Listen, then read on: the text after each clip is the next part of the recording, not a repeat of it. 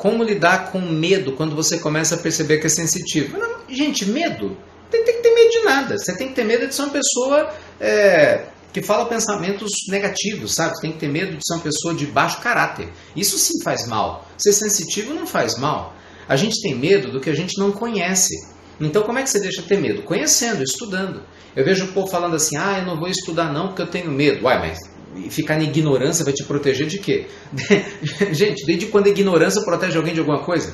É o oposto, a ignorância nos prejudica cada vez mais, é exatamente o oposto. Vai estudar, vai ver que beleza a mediunidade é, para você aprender a canalizar esse dom de maneira maravilhosa, para servir a humanidade, lhe trazer leveza, lhe trazer bênçãos, lhe trazer paz, porque isso é que é importante. Meu marido diz que essa mediunidade é sempre fomos da igreja evangélica. O que faço? De novo, gente, é porque é muito delicado aqui, eu quero sempre repetir isso, tá? Eu não estou fazendo propaganda religiosa, quero deixar isso bem claro, não quero tirar ninguém da igreja de ninguém. Esquece isso, você nunca vai ver o espiritismo fazendo isso, jamais. Se algum espírita fizer, ele está errado, o problema é com ele, com o ego dele. Porque a espiritualidade superior está pouco se preocupando, se lixando com a sua religião.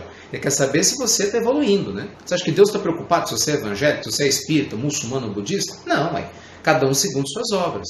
Mas eu sei que a religião evangélica tem muito preconceito com a questão do espiritismo. Que a religião evangélica não entende, na verdade não é a religião evangélica, alguns evangélicos com a cabeça bem mais fechada, pautada em restrições da sua interpretação bíblica, não conseguem compreender as verdades espirituais sob um outro prisma. E merecem todo o nosso respeito. Eu respeito muito. No Namastê, nós temos pastores que nós ajudamos. Então, assim, é um respeito profundo. Mas em termos de mediunidade, você não vai achar nada na religião evangélica melhor em termos de conhecimento que te traga o espiritismo. Se você fosse falar assim para mim, eu quero fazer um trabalho na prisão, eu quero ajudar prisioneiros, quem que eu procuro? Eu ia falar, vá procurar a religião evangélica. Acho que hoje, nem a religião católica, que tem a pastoral carcerária, faz um trabalho tão grande e tão bonito e tão profundo nas prisões como os evangélicos fazem. Entende? Mas em termos de mediunidade, gente, ninguém vai ajudar vocês melhor em termos de conhecimento, de estudo sistematizado do que o espiritismo. Aí é a escolha que cada um tem que ter, Aí cabe a cada um de vocês. Tem gente que tem tanta energia negativa que suga as suas energias. Pois é, suga porque a gente está com a vibração baixa, Porque se você está com a vibração bacana, legal, vibrando de maneira elevada, não suga. Você que doa para essa pessoa energia boa ao invés de ela tirar suas energias. Muito embora, com certeza, algumas pessoas precisem dessas energias. Mas se você o tempo todo faz seu evangelho no lar, se você tem o hábito de meditar, então você está sempre repondo. Entende? É como um gerador, Ele está gerando energia, mas ele dá e ele gera energia o tempo todo. Gente, enfia uma coisa na cabeça. Ninguém que faz o bem de verdade sai prejudicado. Isso não existe. Entende? Isso não existe. Como saber se temos mediunidade? Não, minha querida, todo mundo tem, mediunidade, Se você tem, é você identificar qual. É o oposto, Se você não tem a mediunidade ostensiva, como parece ser o caso, pode parecer que você não tenha, mas tem. E aí, como é que eu sei? Sonhos, sensibilidade, a questão de prever o futuro, essa sensação da mediunidade onírica quando você dorme e tem essa sensação que está acontecendo. Daniele, exercemos a mediunidade todo o tempo, por isso a importância de se manter em equilíbrio. Isso aí, Dani, perfeito. Rose, sinto a presença da minha mãe que já desencarnou perto de mim. Faz sentido? Pode fazer. Ontem à noite eu fui dormir, eu fiz a live em casa, e aí eu fui dormir, meu primo me mandou um áudio, era quase 1h da manhã, falando que ele estava sentindo a presença da nossa avó, que desencarnou 5 anos atrás. E me contou detalhes, que só a vovó tinha. Os desencarnados vêm nos visitar, gente. Lógico, é algo natural, algo normal. Eu sei que para nós parece estranho, para quem não estuda isso. É algo normal. Não tem nada de anormal nisso. Eu falava da vizinha que tinha morrido quando criança. Eu era e não sou mais? Não, ninguém deixa de ser médium. O que acontece é que, às vezes, algumas características de ostensividade mediúnica, elas se manifestam na época da vida, em alguns casos, e podem ter uma intermitência. Então, ela é suspendida para voltar num outro momento. Cada caso é um caso. Mas ainda que você não veja, você sente, você ouve. E se não ouve, sente, sonha, pressente. Ah, aqui, ó, ela faz o evangelho no lar com um cãozinho pipoca, bacana. Eu vi espíritos quando era criança, quando eu cresci disseram que iam fechar a minha evidência e realmente não vi mais. Alguém tem esse poder de fechar a evidência do outro? Encarnado não, só espíritos, no caso desencarnados, médicos espirituais, o seu anjo protetor, sim, ele pode fazer isso, com certeza. Né? Por exemplo, no tratamento espiritual que eu participo, muitas vezes o Dr. Fritz já fez isso várias vezes com diversas pessoas. Tenho me sentido muito enjoada há semanas, já não sei o que faço, já tomei remédio e nada, tenho orado muito. Ok. Mas é aquela história, gente, ninguém pode falar que enjoo pode ser mil coisas, né? Tem gente que está enjoada e está com dengue. Entende o que eu quero dizer? Não é mediunidade. Ah, estou enjoada, estou grávida, não é mediunidade. Ah, estou com enjoo e estou com virose, não é mediunidade. São coisas diferentes, né? Agora, muitas vezes você faz exame e não dá nada. Nada. Uma vez, duas vezes, três vezes, não dá nada. Aí, se você tem efeito, tem que ter uma causa. Não é? Se não é uma causa que a ciência capta, pode ter certeza que tem fundo emocional mediúnico. Aos 13 anos, meu filho começou a ver entidades espirituais e a princípio sentiu medo. Mas após muita conversa e mostrar que é algo natural, isso aí, bacana, Ana Paula, parabéns. Ele perdeu o medo e hoje fala que é amigo dos espíritos. Perfeito. Minha filha, gente, tem 5 anos. Eu tenho um filho de 20 e um de 5, né? Pois é, a filha de 5 anos, desde cedo aprende que espírito é a coisa mais natural do mundo. E é mesmo, ué. Nós somos espíritos encarnados. Então, se você desde cedo traz essa educação para as crianças, elas crescem sem esse trauma, sabe? Que a gente cresceu por não ter recebido essa educação dos nossos pais. Quais os sinais da mediunidade? Você tem vários. Oscilações de humor sem motivo aparente. Muitas vezes variações, né, na temperatura do seu corpo, calafrios sem motivo aparente. Repito, pode ser que haja um motivo normal, estou doente, é outra história. Mas muitas vezes não há motivo aparente, a percepção que alguém nos observa, vontade de escrever, braço que dói até que você comece a escrever, uma vontade enorme de alguém falar através de você. Entende? Sonhar com algo que acontece no futuro depois, ter muitos pressentimentos, ter filhos, intuições, né, de que algo deva ser feito, não deva, né, ou não deva ser feito. Como posso ajudar minha filha? Porque quando ela toma passe, passa muito mal. Ô Sulimara, tem que entender o que acontece, né? Porque o passe dá tendência ao oposto, né, da pessoa passar bem. A gente tem que ver, por exemplo, se a sua filha não tem algum descompasso emocional, né, se internamente ela está bem de autoestima. Porque normalmente as pessoas, quando não estão com autoestima legal, quando elas emocionalmente não estão bem, elas acabam dando vazão a um conteúdo do inconsciente em questões espirituais.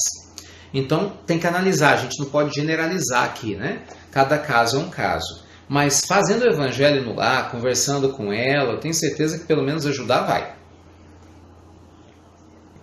Já sonhei em certos lugares e foi real. Sim, claro. Sempre que medito, faço viagens astrais, encontros, visões, sabe? Tem problema? Não. Mas só vamos tomar cuidado, porque uma coisa é uma coisa, outra coisa é outra coisa, né? Meditação, a ideia não é que você faça viagem astral. Na meditação, a ideia é que você fique no seu corpo bonitinho e que você, naturalmente, preste atenção na respiração e esteja com a sua consciência leve. Outra coisa é você fazer um exercício para fazer viagem astral, que são coisas distintas, senão você não se beneficia da meditação. A não ser que você use da meditação para o processo da viagem astral. Aí a meditação é um meio, não é o objetivo. Ok, legal. Mas se a ideia é meditar para ter o benefício que a meditação traz, então não adianta você dormir, você fazer viagem astral, porque não é o propósito. Como lidar com a mediunidade enquanto participamos do ESD? Gente, com naturalidade. A mediunidade não vai sumir. A mediunidade não é uma doença, gente. Não, a mediunidade é uma faculdade natural. Ela não vai aparecer porque você está estudando. É o oposto. Estudando, você vai entender melhor o que está acontecendo. Entende? O problema é que a gente superdimensiona demais. A gente cria muitas coisas. Muitas pessoas querem chamar atenção, né? E não conseguem diferenciar os fenômenos mediúnicos de questões psicológicas. Não é fácil, não. Né? Se você não se conhecer a fundo, essa confusão ela é comum. Meu irmão desencarnou há pouco tempo. Tenho sonhado com ele desde então, mas não consigo lembrar e acordo muito cansada, como se não tivesse dormido. Ore por ele, vive por ele, faça o evangelho no lar por ele. Se você for católica e ele também, peça para rezar a missa por ele. Entende, gente? Isso é importante, porque o desencarnado ele precisa de prece, de oração. O exemplo que eu dou é o seguinte, vamos imaginar que você viajasse para um país distante. Se você chegasse nesse país, você concorda que você ia ter saudade? Se pelo menos você pudesse ligar aqui para o Brasil, alguém conversasse com você, ia aliviar, não ia? É a mesma coisa do desencarnado. Ele desencarna, vai para um lugar, morri. Meu Deus, morri agora. Calma, a vida continua. Tudo aquilo que você achava que não continuava, não, é verdade, continua. Sim, mas e mamãe na terra, e papai, e meus filhos? Aí você recebe uma oração, imagina. Aí você está orando por essa pessoa. Ô, Ricardo, que Deus te abençoe. Eu estou com muita saudade de você, mas continue sua caminhada, sua jornada. A gente te ama muito, mas entende que agora é um novo ciclo que se inicia para você no mundo espiritual. E a gente vai continuar o nosso aqui na Terra em nome de Deus. E no momento certo a gente vai voltar a se ver. Entende? Isso acalma, isso serena, isso tranquiliza. E é essa ideia que você precisa ter, né? E compartilhar com quem você quer bem. Jô Ramos, ontem meu filho estava chorando no quarto, já estávamos recolhidos para dormir, me chamou e disse que tinha 2 pessoas se despedindo dele, mencionou que fazia tempo que não os via. Ok, ainda mais que é filho, se for criança, isso é uma coisa comum, ore com ele, diga que existem sim seres espirituais, mas que eles não vão lhe fazer mal. Gente, espírito não pode fazer mal nenhum a você se você estiver em paz. Se o mundo espiritual quisesse nos prejudicar, isso fosse possível, não ia ter humanidade, pessoal. Eles nos prejudicam, isso sim, influenciando nossos pensamentos, nos prejudicam quando a gente baixa a vibração. Mas repito, se você é uma pessoa de bem, se você faz a sua parte para ser um ser humano melhor a cada dia, se você cultiva amor no seu coração, se você se esforça para ser uma pessoa digna, sua vibração é elevada. Então você pode falar com espíritos ou sentir influência de espíritos mais elevados, porque é a lei da sintonia, tá? Em termos de influenciação. Por que nunca consigo lembrar dos meus sonhos? A maioria nem lembra. Meu filho desencarnou há 3 anos, já tive sonhos que foram verdadeiros, encontros reais. Que bom! Isso é uma graça, né? Porque ele te conforta como mamãe. Claro, nossa, me coloca no seu lugar. Deve ter sido um desafio, mas vamos confiar na bondade divina, não é isso? Que não nos desampara jamais, não é, Marcelo? Eu vejo vultos, mas não nitidamente. Às vezes tenho sonhos com pessoas que não conheço pedindo para cuidar de alguém. O que eu devo fazer? Ore. Gente, a oração é o recurso mais imediato que a gente tem para beneficiar alguém no mundo espiritual.